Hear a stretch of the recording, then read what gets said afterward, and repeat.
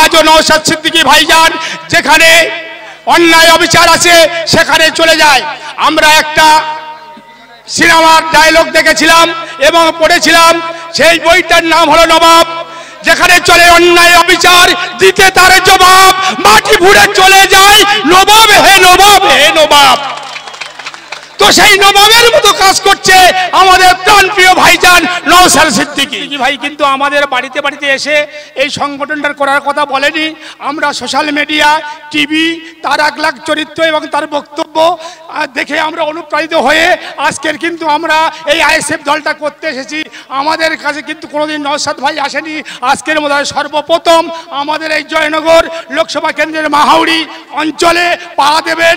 তাই প্রত্যেককে আমি বলবো আপনারা মঞ্চের সামনে চলে আসুন এবং আমাদের সামনে প্রচুর জায়গা যেমন ছায়া পড়ে গেছে, আমরা মিটিংয়ের পরিবেশটা সুন্দর করে গড়ে তুলি। আর সামনে যারা আছে ভাই একটু বসে পড়ি, বসে পড়লে কিন্তু সবাটা কিন্তু খুব ভালো লাগবে এবং দেখতে সুন্দর হবে। আজ আমাদের এই মঞ্চের যিনি সভাপতি এবং জয়নগর কুলতলি বিভিন্ন ব্লকের যে নেতৃত্ববৃন্দ আছে প্রত্যেকের আমার অন্তরের আন্তরিক অভিনন্দন এবং সালাম জানিয়ে আমি 2-4টে কথা বলবো। আজ 2021 সালে 21শে জানুয়ারি যে দলটার জন্ম, যে পশ্চিমবাংলার নৈরাজ্য সৃষ্টিকারী তৃণমূল এবং ভারতবর্ষে বিভেদকারী বিজেপির বিরুদ্ধে রুখে দাঁড়িয়ে আমাদের দলের যে প্রতিষ্ঠাতা আব্বাস সিদ্দিকী ভাইজান এই দলটা তৈরি করে 2021 সালে বামফ্রন্টের সঙ্গে জোট করে লড়েছিল।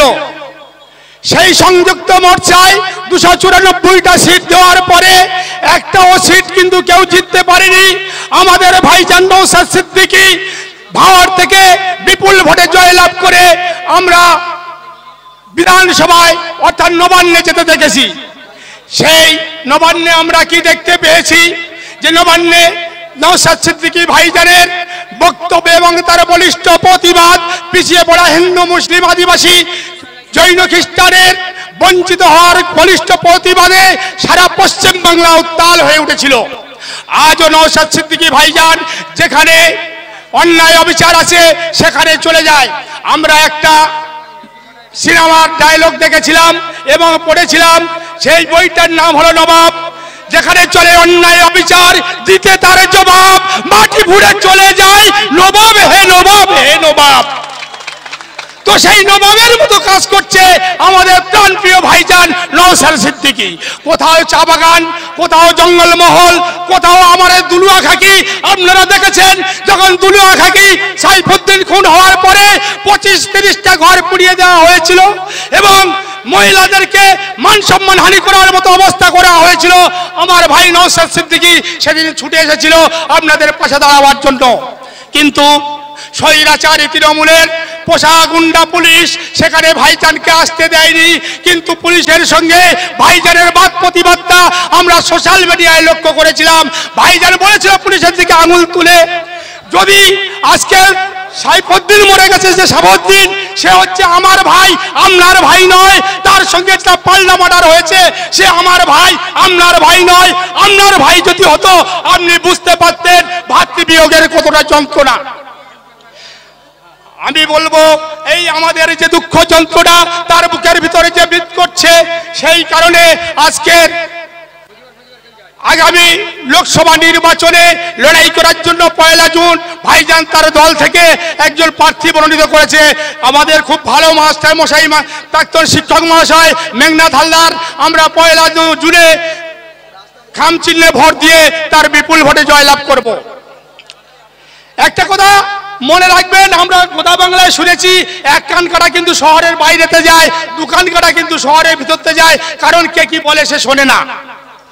যে তৃণমূলের চোরগুলো আজকের বিভিন্ন জায়গায় গুলাতে কথা বলছেন, আপনারা জানেন না 22শে অক্টোবর 2022 থেকে 17ই অক্টোবর 2023 পর্যন্ত প্রায় 30 জন শিক্ষা সেলের তৃণমূলের নেতারা এবং তোমার মন্ত্রী আমলারা জেল খাটছে। কিসের বাবদে? শিক্ষার বাবদে। এই কয়েকদিন আগে দেখেছেন, মানে বোধহয় গত সোমবারে আমাদের কলকাতা কলকাতার মাননীয় হাইকোর্টের ডিভিশন বেঞ্চ 26,000 চাকরি প্রার্থীদের পুরো প্যানেলটা বাতিল করে দিয়েছে শুধু চোরের জন্য। কি সুখ না তাদের হয়েছে, কেউ 20 লাখ 25 লাখ টাকা দিয়ে চাকরি পেয়েছিল, 3 বছর 4 বছর চাকরি করার পরে কেউ 40 লাখ কেউ 50 লাখ টাকা দিয়ে ফেরত দিতে হবে, এটাই তাদের সুখ হয়েছে। ভলেন্টিয়ার যারা আছো পদুয়া মোড়ে 4-5 জন ভাই চলে যাও, ওখানে অনেকে লোকেশন বুঝতে পারছে না, গাড়িগুলো জ্যাম হয়ে যাচ্ছে, পাস করাতে হবে। 4 থেকে 5 জন ভলেন্টিয়ার্স ভাই পদুয়া মোড়ে চলে যাও, ওখানে অনেকে রাস্তা চিনতে পারছে না, একটু সহযোগিতা করতে হবে ভাই। আজকের আপনারা জানেন আমাদের পাশের ব্লক হচ্ছে আমাদের কুলতলি ব্লক। কুলতলি ব্লক 2021 সাল পর্যন্ত 2 টার্মে সিপিএমের বিধায়ক ছিলেন তিনি রামশঙ্কর হালদার, এখন সাইকেল চলে বেড়ায়, তার কিন্তু গাড়ি চলার মতো ক্ষমতা নেই। কিন্তু 21 সালে আমাদের বিধায়ক হয়েছে মাননীয় গণেশচন্দ্র মণ্ডল। আপনারা জানেন গণেশচন্দ্র মণ্ডল যেখানে যায় তার পিছনে অন্তত 25 থেকে 30টা স্করপিও টাটা সুমো ছুটে বেড়ায়। কিন্তু দুর্ভাগ্যবশত এখন লক্ষ্য করেছেন যখন থেকে 100 দিনের টাকাটা এবং আবাস যোজনার টাকাটা কেন্দ্র সরকার বন্ধ করেছে, গণেশবাবুর তো কনভয় তো দূরের কথা, গাড়িটা মনে হয় সপ্তাহে একদিন ভাগে বার হয় না। যদি মিথ্যা কথা বলে থাকি আপনারা লক্ষ্য করে দেখুন যে গণেশবাবুর আর সেইভাবে কোনো জায়গায় দেখা যাচ্ছে কি, কারণ তেল কেনার আর টাকা নেই, গাড়ি বন্ধ হয়ে গেছে। আমাদের কুলতলি ব্লক সভাপতি পিন্টু প্রধান মইপিটে বাড়ি, তো একজন জয়নগরে আমার সঙ্গে দেখা হয়েছে, স্বামী স্ত্রী বাইক চড়ে ঘুরছে, কিন্তু 17-18 লক্ষ টাকা স্করপিও চড়ে এই জবের টাকা বন্ধ হওয়ার আগে উনি চড়ছিল। তা আমি পিন্টুদাকে বলছি, পিন্টুদা আরে আপনি বাইক নিয়ে এসে এই গরমের সময়, বলছে দাদা তেল কেনার টাকা নেই। আর কেন তেল কেনার টাকা নেই, তাহলে বিজেপি কি তেল কেনার টাকাটা বন্ধ করে দিয়েছে? বলছে হ্যাঁ ওই তো বুঝতে তো, টাকাটা বন্ধ করে দিয়ে আমাদের আর চলার মতো জায়গা নেই। শুধু পিন্টু প্রধান নয়, পশ্চিম বাংলায় টোটাল সমস্ত তৃণমূলের নেতাদের বাইকের তেল কেনার মতো টাকা কিন্তু এখন আর নেই। আমরা যদি এই 24-এর নির্বাচনে প্রতিমা মণ্ডলকে পরাস্ত করে মেঘনাথ হালদারকে দিল্লিতে পাঠাতে পারি, দেখবেন যে তৃণমূলের নেতারা ওই বাইক চড়ে ঘুরছে, ওরা বাইক তো দূরের কথা, ওরা সাইকেলও ছুটবে না, সাইকেল ওরা পাবে না। কিন্তু তাই আমার বক্তব্য দীর্ঘায়িত করব না, আরো সময় আছে, আরো লোক আছে বলবে। আগামী দিন যে দিন আসছে 1 জুন, আমরা খামচিতে ভোট দিয়ে মেঘনাথ হালদারকে বিপুল ভোটে জয়যুক্ত করে দিল্লিতে পাঠাবো, এই বলে আমি আমার সংক্ষিপ্ত বক্তব্য শেষ করছি। ইনকিলাব জিন্দাবাদ, নওশাদ সিদ্দিকী জিন্দাবাদ, মেঘনাথ হালদার জিন্দাবাদ, এবং মাননীয় আমাদের কনভেনর প্রশান্ত নায়েক জিন্দাবাদ। ধন্যবাদ। এখন আব্দুল্লাহ নাইয়া মণ্ডল আপনি মঞ্চে চলে আসবেন।